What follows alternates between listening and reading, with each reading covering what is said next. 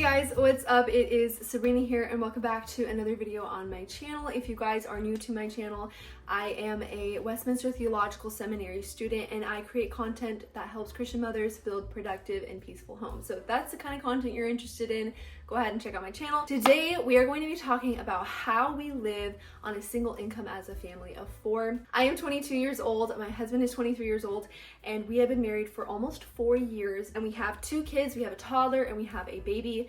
And so we both got married when we were 19. We do live on a single income. We actually have, since the beginning we got married, I've never actually had a job. I've worked little extra jobs here, like helping my dad out as an electrical apprentice, doing little odd jobs, helping my brother clean his house, things like that, but it's not like I have my own income, and as I have 2 kids, it's obviously a lot harder for me to just pick up random extra money-making things. I actually have been a college student for the past 3 years. My husband has been 100% supporting my tuition.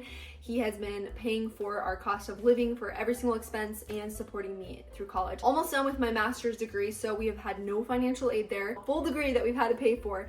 So that being said, I'm not going to be talking about specific numbers on how much we make or how much we spend, because that is private information, obviously, but I do want to talk about how we do it, how we live on a single income in a world where that is becoming increasingly more difficult. I first just want to say that there is no shame in having to have 2 incomes. I am extremely thankful to be able to stay home, take care of my children while my husband works. I'm also super thankful to have been through college for the past 3 years while my husband works to support that and our living. I realize that is not the case for a lot of people, so I'm just sharing my personal experience. I'm in no way saying that you guys have to do this or that it's better to do it this way or that way or whatever. I'm just sharing our experience, how we do it, some of the things that we implement that help us to do this. There's still a lot of skills and careful managing that needs to go into making sure we can maintain a 1-income household. It's a family of 4. Granted, our 2 youngest are very young and they don't cost us a lot of money, but this is how we did it as 19-year-olds who were married, and now we're in our early 20s and we have 2 kids and a house. So anyways, let's just jump right into that. The first thing that we do is we carefully track and budget every single dollar. Okay, so consistency and tracking your spendings is so important. If we don't track all of our money, we don't know where it's going. We use the Every Dollar Dave Ramsey app, and we don't pay for the extra edition subscription on it. We just use the base form of it, and I track every single thing manually. So every single Walmart run, I will budget, okay, I bought some shoes for the kids, that goes in the kids budget. I bought some groceries, that goes in grocery budget. And we make a budget for everything. Be very specific with what you spend on. If you spend $400 on gas and you had a budget for $300, make sure you write $400. You need to know where your money is going. Don't try and split the budgets, because that's what I used to do, and that's not what's going to get you ahead. You need to see what you're spending your money on exactly. Being realistic, because we used to set these super low budgets, like what we would like to spend, but we were spending more than that. So make sure you're realistic and living within your means. Number 2 is treating saving as bills. So what I mean by this is my husband and I have a goal to pay off our home faster. So instead of paying the minimum payment, we are treating it like our mortgage is about $1,000 more than it actually is, and we're treating that like a bill.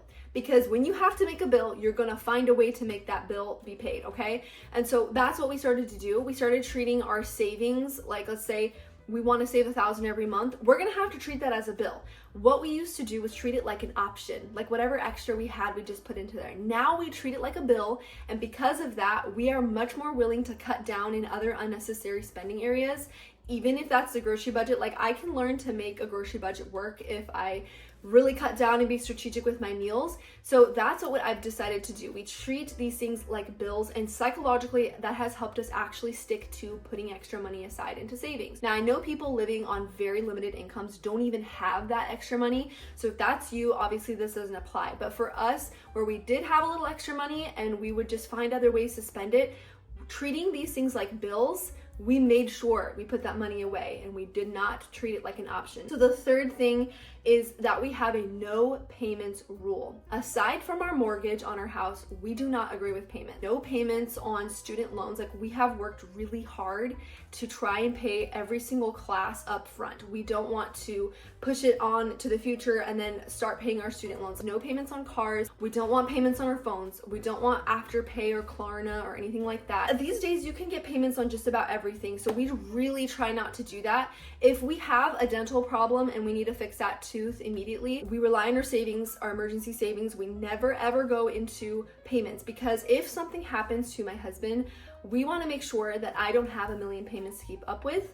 And then also, it's just the principle of the thing that it becomes easier to just add payments onto everything. I know in emergency situations, some people may not be able to stick to this, and we have never been in a situation where this has been a huge problem. For example, if we were expecting a baby and we knew the hospital bill for our insurance was going to be a certain amount to reach the deductible, we would have to save that ahead of time, and we pay it all at once. This is a principle my husband and I just believe in, because it has just made our life so much more simple. We don't want to normalize debt in our minds, because this is something our country has really done. It is normalizing debt, and it has become so easy to just, oh yeah, throw a payment on that. I'll pay $50 a month instead of the $400 up front. Aside from our mortgage, that is the only payment that we are okay with having and that we have to have. The fourth thing is that we bought a fixer-upper home and we drive used cars that are old. A lot of people want homes that are move-in ready. It's their dream home and it fits all the descriptions of what they want, and it's in the location they want and this and that. My husband is a construction worker. He builds homes and he works on renovations. He's been trained in this for many years, since he was like 14. So my husband has a lot of experience in construction. So he knows how to redo flooring. He knows how to put up drywall. He knows how to install windows. He knows how to build a house basically from the ground up. So that is a huge difference. Not a lot of people have that kind of knowledge and expertise. So not saying this is going to work for everybody, of course, but again, this video is just our experience. And for us, buying a fixer-upper has really helped us save money, because we bought this home in a very, very disgusting shape, you guys. It was filled with the smell of smoke, dog urine, dog feces. It was moldy. We really put a lot of money and work into it and fixed it up.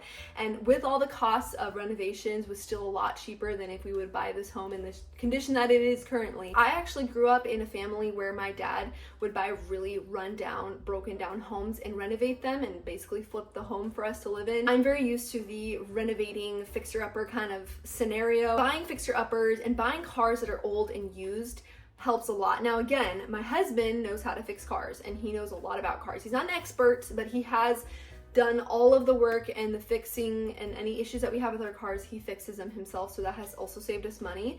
So I feel like just knowledge helps a lot. Like, knowledge is power. So if you can learn to do things on your own, if you can learn to install your own flooring and learn to fix your own car problems, this is going to help you save a lot of money. And that is how we do it as a one-income family a lot of the times. My husband does the work. He figures out how to fix things. We drive old cars. We don't own anything new, and we don't ever plan to buy a brand new car unless we have the cash up front for it. Again, with the payments thing, you should not be driving cars or living in homes way beyond your means. And so we've really worked to try and keep ourselves in a position where we are not paying a ton of money for something that is way beyond our means. We've learned to be content with less, and we've learned to be content with things that are not as trendy or nice, because we want and value living on a one-income family. Now again, some people just don't even have the income or the ability to stay home with just one income, but we do. And so with what we have, we're gonna make that work. And that is just the message I wanted to spread in this video.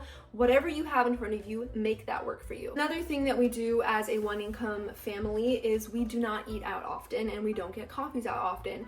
Again, I feel like this is just something that a lot of people have normalized in our culture, is just eating out multiple times a week, getting coffees out multiple times a week. For us, that is rare and that is a treat. Recently, we went on a vacation in Florida. It was a road trip. We literally brought every single meal from home. We cooked it at home and we brought it with us. And the only thing we bought out was coffee. And that was once a day.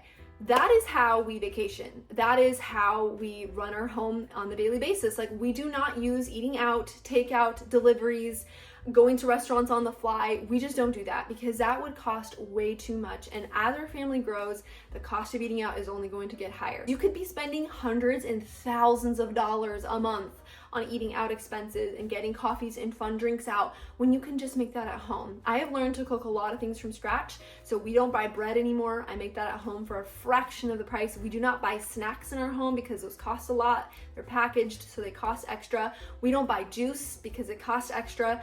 I make as much as I can from scratch because it's cheaper and healthier, and that is how we keep our grocery budget to a minimum. So many things that people think you need that you really do not need. And we have a wonderful life.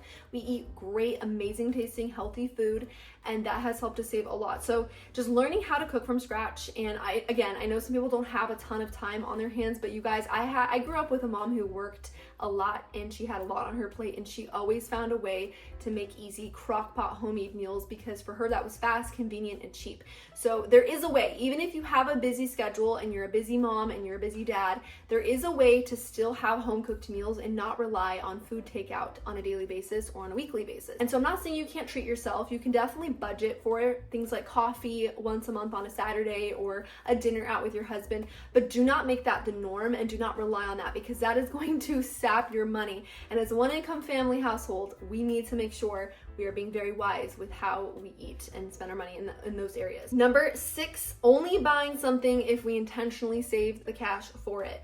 We don't just go out on a fly and buy an iPhone when it comes out. We don't just go out on a fly and buy a brand new purse when it comes out. We do not just go to the mall and drop hundreds of dollars, okay? This is something that is so important because people can impulse buy and not worry about it. You can click a button on Amazon and just get something fast.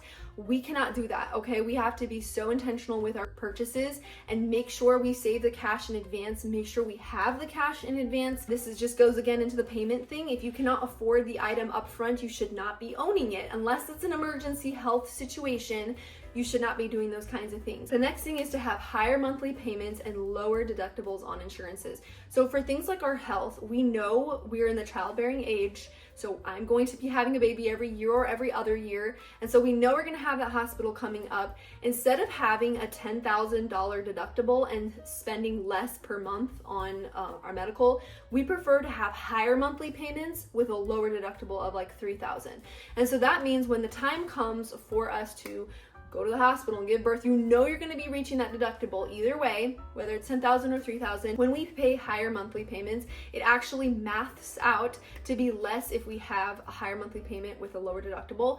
And so these are just some things that you can sit down with your husband and crunch the numbers on. Like, okay, if we paid more per month on our health insurance and had a lower deductible, would that save us money? And the last thing I'm going to say is that I stay with the kids at home.